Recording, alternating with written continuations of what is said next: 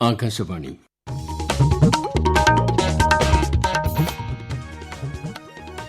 നമസ്കാരം. പ്രാദേശിക വാർത്തകൾ വായിക്കുന്നത് തുളസീദാസ് പരമേശ്വരൻ. പ്രധാന വാർത്തകൾ.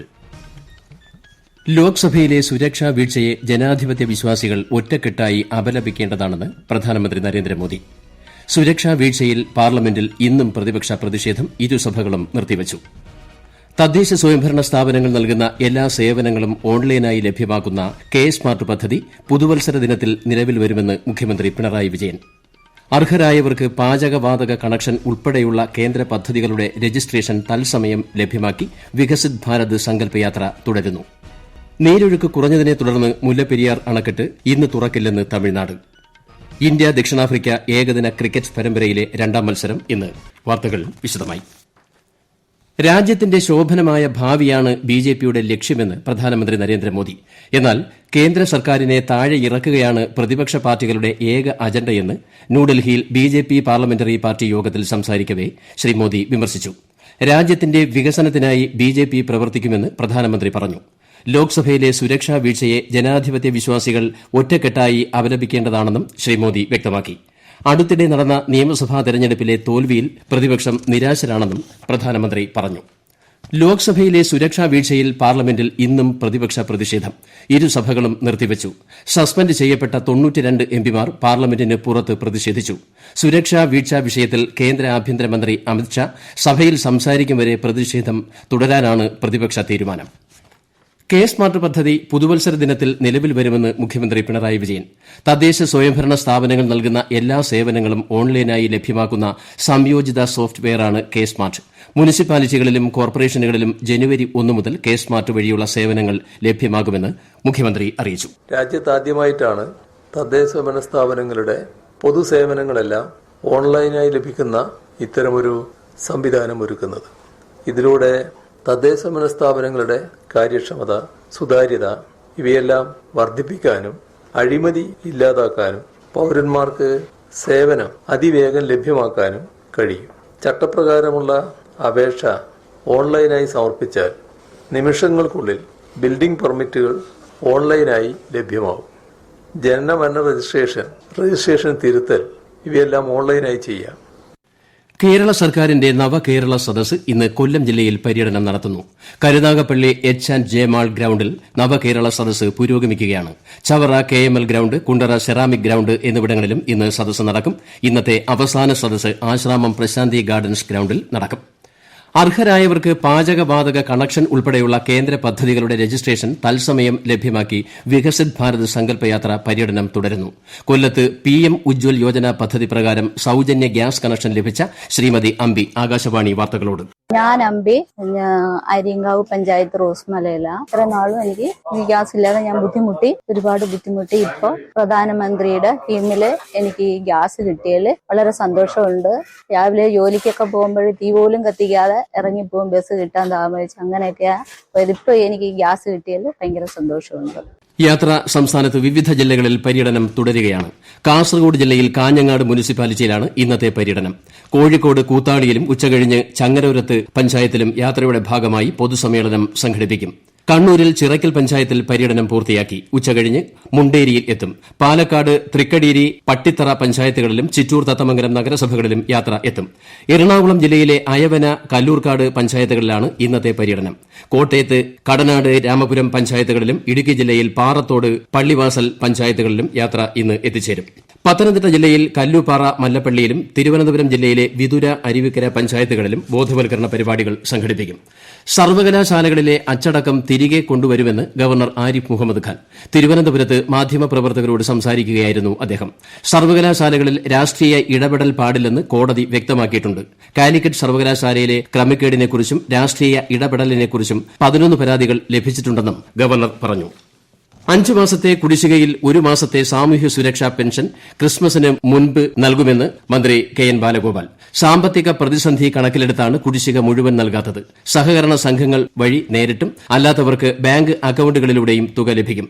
ക്രിസ്മസിന് മുൻപ് 64 ലക്ഷം പേർക്കും പെൻഷൻ ലഭിക്കുവാനുള്ള നടപടിയെടുത്തെന്നും മസ്റ്ററിംഗ് ചെയ്തിട്ടുള്ളവർക്കെല്ലാം പെൻഷൻ അനുവദിക്കുമെന്നും മന്ത്രി പറഞ്ഞു. പ്രാദേശിക വാർത്തകളാണ് ഈ കേൾക്കുന്നത്.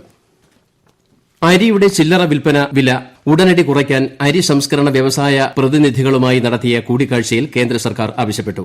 ബസ്മതി ഇതര അരിയുടെ ആഭ്യന്തര വില അവലോകനം ചെയ്യുന്നതിനായി ഭക്ഷ്യ പൊതുവിതരണ വകുപ്പ് സെക്രട്ടറി സഞ്ജീവ് ചോപ്ര അരി സംസ്കരണ വ്യവസായ പ്രതിനിധികളുമായി കൂടിക്കാഴ്ച നടത്തി. ഉപഭോക്താക്കളുടെ താൽപര്യം സംരക്ഷിക്കുന്നതിനാവശ്യമായ ഇടപെടൽ വേണമെന്ന് യോഗം നിർദ്ദേശിച്ചു. കോവിഡിന്റെ പുതിയ വകഭേദമായ JN1 കേരളത്തിൽ റിപ്പോർട്ട് ചെയ്ത സാഹചര്യത്തിൽ രാജ്യത്തെ എല്ലാ സംസ്ഥാനങ്ങൾക്കും കേന്ദ്രത്തിന്റെ ജാഗ്രതാ നിർദ്ദേശം. സ്ഥിതിഗതികൾ വിലയിരുത്താൻ കേന്ദ്രം സംസ്ഥാന ആരോഗ്യമന്ത്രിമാരുടെ യോഗം വിളിച്ചു. നാളെയാണ് യോഗം. സംസ്ഥാനത്ത് 115 കോവിഡ് കേസുകൾ കൂടി സ്ഥിരീകരിച്ചതായി കേന്ദ്ര ആരോഗ്യ മന്ത്രാലയം അറിയിച്ചു. ഇതോടെ സജീവ കോവിഡ് കേസുകൾ 1749 ഉയർന്നു. രാജ്യത്തെ കോവിഡ് കേസുകളിൽ 88.78% കേരളത്തിലാണ്. മുല്ലപ്പെരിയാർ അണക്കെട്ട് ഇന്ന് തുറക്കില്ല. അണക്കെട്ടിലേക്കുള്ള നീരൊഴുക്ക് കുറഞ്ഞതിനെ തുടർന്നാണ് തീരുമാനം. ജലനിരപ്പ് റൂൾ കർവിനോടടുത്തതിനെ തുടർന്ന് ഇന്ന് രാവിലെ 10-ന് അണക്കെട്ടിലെ ഷട്ടർ തുറന്ന് വെള്ളം പുറത്തേക്ക് ഒഴുകുമെന്ന് തമിഴ്നാട് അറിയിച്ചിരുന്നു. വിശദാംശങ്ങളുമായി ഇടുക്കിയിൽ നിന്നും ആകാശവാണി പ്രതിനിധി രതീഷ് കൃഷ്ണൻ. വൃഷ്ടിപ്രദേശത്ത് മഴ ശമിച്ചതിനാൽ മുല്ലപ്പെരിയാർ ഡാമിലേക്കുള്ള നീരൊഴുക്ക് ഗണ്യമായി കുറഞ്ഞു. ഇതേ തുടർന്ന് ഡാം ഇന്ന് തുറന്നുവിടില്ല. ഇന്നലെ വൈകിട്ട് ഡാമിലേക്കുള്ള നീരൊഴുക്ക് 12,200 ഘന അടിയായിരുന്നത് ഇന്ന് രാവിലെ 2,837.5 ഘനയടി കുറഞ്ഞിട്ടുണ്ട്. കനത്ത മഴയെ തുടർന്ന് ഇന്നലെ പകൽ നീരൊഴുക്ക് വർദ്ധിച്ച് ഡാമിലെ ജലനിരപ്പ് റൂൾ കർവ് ലെവലിലേക്ക് എത്തുമെന്ന നിഗമനത്തിലായിരുന്നു അധികൃതർ. ഇതിന്റെ അടിസ്ഥാനത്തിൽ ഇന്ന് രാവിലെ 10-ന് ഡാമിന്റെ ഷട്ടറുകൾ തുറന്ന് 10,000 ഘനയടി വെള്ളം പുറത്തേക്ക് ഒഴുക്കുമെന്ന് തമിഴ്നാട് സർക്കാർ കേരളത്തെ അറിയിച്ചിരുന്നു. എന്നാൽ ഇന്ന് രാവിലെ വൃഷ്ടിപ്രദേശത്ത് മഴ ശമിക്കുകയും നീരൊഴുക്ക് കുറയുകയും ചെയ്തതോടെ ഡാം തുറക്കാനുള്ള നീക്കം ഉപേക്ഷിക്കുകയായിരുന്നു. തെക്കൻ തമിഴ്നാട്ടിൽ കഴിഞ്ഞ ദിവസങ്ങളിൽ ശക്തമായ മഴ ലഭിച്ച തിരുനെൽവേലി, തൂത്തുക്കുടി, തെങ്കാശി, കന്യാകുമാരി ജില്ലകളിൽ 100 കണക്കിന് വീടുകൾ വെള്ളത്തിനടിയിലാണ്. ഇന്ന് മഴയുടെ ശക്തി കുറയുമെന്ന് കാലാവസ്ഥാ നിരീക്ഷണ കേന്ദ്രം അറിയിച്ചു. മഴക്കെടുതിയെ തുടർന്ന് കേരളത്തിലൂടെയുള്ള 3 ട്രെയിനുകൾ ഉൾപ്പെടെ ഒട്ടേറെ ട്രെയിനുകൾ റദ്ദാക്കി. ശ്രീവൈകുണ്ഠത്ത് ട്രെയിനിൽ കുടുങ്ങിയ 500 പേർക്ക് ഭക്ഷണം എത്തിച്ചു. മുഴുവൻ യാത്രക്കാരെയും ഉടൻ സുരക്ഷിത സ്ഥാനത്തേക്ക് മാറ്റും. വയനാട് സുൽത്താൻ ബത്തേരി പൂതാടി പഞ്ചായത്തിലെ വാകേരി കൂടല്ലൂർ കോളനി കവലയ്ക്ക് സമീപം തോട്ടത്തിൽ വനം വകുപ്പ് സ്ഥാപിച്ച കൂട്ടിൽ കുടുങ്ങിയ നരഭോജി കടുവയെ രാത്രി വൈകി വയനാട് വൈൽഡ് ലൈഫ് വാർഡന്റെ കാര്യാലയ വളപ്പിലേക്ക് മാറ്റി. മുഖത്തടക്കം പരിക്കുള്ള കടുവയെ മതിയായ ചികിത്സ നൽകിയ ശേഷം തൃശൂർ മൃഗശാലയിലേക്ക് മാറ്റുമെന്ന് വനം ഉദ്യോഗസ്ഥർ ജനപ്രതിനിധികൾക്ക് ഉറപ്പു നൽകി. ബേക്കൽ അന്താരാഷ്ട്ര ബീച്ച് ഫെസ്റ്റിന്റെ 2ാം പതിപ്പ് ഈ മാസം 22-ന് നിയമസഭാ സ്പീക്കർ AN ഷംസീർ കാസർഗോഡ് ബേക്കലിൽ ഉദ്ഘാടനം ചെയ്യും. ബേക്കലിനെയും പരിസര പ്രദേശങ്ങളെയും ലോകത്തിനു മുന്നിൽ വീണ്ടും അടയാളപ്പെടുത്തുന്ന ബേക്കൽ ഫെസ്റ്റിന്റെ 2ാം പതിപ്പിൽ കലാപരിപാടികളും എക്സ്പോയും വിപണന മേളയും ഒരുക്കിയിട്ടുണ്ട്. കൂടുതൽ വിവരങ്ങളുമായി കാസർഗോഡ് നിന്നും ആകാശവാണി പ്രതിനിധി P. ജഗന്നിവാസൻ. ഡിസംബർ 22 മുതൽ തുടങ്ങുന്ന കലാപരിപാടികളുടെ പ്രധാന ആകർഷണം ഡിസംബർ 24-ന് മലയാളത്തിന്റെ വാനമ്പാടി KS ചിത്രയുടെയും സംഘത്തിന്റെയും ചിത്രവസന്തവും 25-ന് MG ശ്രീകുമാറും സംഘവും നയിക്കുന്ന മെഗാ മ്യൂസിക്കൽ ഇവന്റുമാണ്. 26-ന് നടി ശോഭനയും സംഘവും അവതരിപ്പിക്കുന്ന ഡാൻസ് നൈറ്റും സംഘടിപ്പിച്ചിട്ടുണ്ട്. കുടുംബശ്രീ പ്രവർത്തകരുടെയും ഗ്രാമീണ കലാസമിതികളുടെയും കലാപരിപാടികളാണ് വേദി 2-ൽ അരങ്ങേറുക. 30 കലാസമിതികളിൽ നിന്നായി 52 കലാപരിപാടികളാണ് ഗ്രാമീണ കലാസമിതി അവതരിപ്പിക്കുന്നത്. ഡിസംബർ 23 മുതൽ 31 വരെ വൈകിട്ട് 5 മുതൽ 7 വരെ സാംസ്കാരിക സദസ്സും ഒരുക്കിയിട്ടുണ്ട്. കണ്ണൂർ മലപ്പട്ടം ചൂളിയാട് സ്കൂൾ ബസ് ഇറങ്ങി മാതാവിനൊപ്പം വീട്ടിലേക്ക് നടന്നു പോവുകയായിരുന്ന 5 വയസ്സുകാരൻ ടിപ്പർ ലോറിയിടിച്ച് മരിച്ചു. മയ്യിൽ LP സ്കൂൾ UKG വിദ്യാർത്ഥി മുഹമ്മദ് താഹയാണ് മരിച്ചത്. ഇന്നലെ വൈകിട്ടാണ് അപകടം. ചൈനയിൽ 6.2 തീവ്രത രേഖപ്പെടുത്തിയ ഭൂചലനത്തിൽ 116 മരണം. ഇന്നലെ രാത്രിയോടെയാണ് ദുരന്തം ഉണ്ടായത്. ഗാൻസു പ്രവിശ്യയിൽ 105 പേർക്ക് ജീവൻ നഷ്ടപ്പെടുകയും 230ഓളം പേർക്ക് പരിക്കേൽക്കുകയും ചെയ്തു. ഇന്ത്യ ദക്ഷിണാഫ്രിക്ക ഏകദിന ക്രിക്കറ്റ് പരമ്പരയിലെ 2ാം മത്സരം ഇന്ന് കെബ്രഹയിലെ സെന്റ് ജോർജ് പാർക്കിൽ നടക്കും. ഇന്ത്യൻ സമയം വൈകിട്ട് 4:30-നാണ് കളി ആരംഭിക്കുക. പ്രധാന വാർത്തകൾ വീണ്ടും. ലോക്സഭയിലെ സുരക്ഷാ വീഴ്ചയെ ജനാധിപത്യ വിശ്വാസികൾ ഒറ്റക്കെട്ടായി അപലപിക്കേണ്ടതാണെന്ന് പ്രധാനമന്ത്രി നരേന്ദ്രമോദി. സുരക്ഷാ വീഴ്ചയിൽ പാർലമെന്റിൽ ഇന്നും പ്രതിപക്ഷ പ്രതിഷേധം. ഇരുസഭകളും നിർത്തിവച്ചു. തദ്ദേശ സ്വയംഭരണ സ്ഥാപനങ്ങൾ നൽകുന്ന എല്ലാ സേവനങ്ങളും ഓൺലൈനായി ലഭ്യമാക്കുന്ന K-സ്മാർട്ട് പദ്ധതി പുതുവത്സര ദിനത്തിൽ നിലവിൽ വരുമെന്ന് മുഖ്യമന്ത്രി പിണറായി വിജയൻ. അർഹരായവർക്ക് പാചകവാതക കണക്ഷൻ ഉൾപ്പെടെയുള്ള കേന്ദ്ര പദ്ധതികളുടെ രജിസ്ട്രേഷൻ തത്സമയം ലഭ്യമാക്കി വികസിത് ഭാരത് സങ്കല്പയാത്ര തുടരുന്നു. നീരൊഴുക്ക് കുറഞ്ഞതിനെ തുടർന്ന് മുല്ലപ്പെരിയാർ അണക്കെട്ട് ഇന്ന് തുറക്കില്ലെന്ന് തമിഴ്നാട്. ഇന്ത്യ ദക്ഷിണാഫ്രിക്ക ഏകദിന ക്രിക്കറ്റ് പരമ്പരയിലെ 2ാം മത്സരം ഇന്ന്. പ്രാദേശിക വാർത്തകൾ കഴിഞ്ഞു. അടുത്ത വാർത്താ പ്രക്ഷേപണം 12:50-ന്.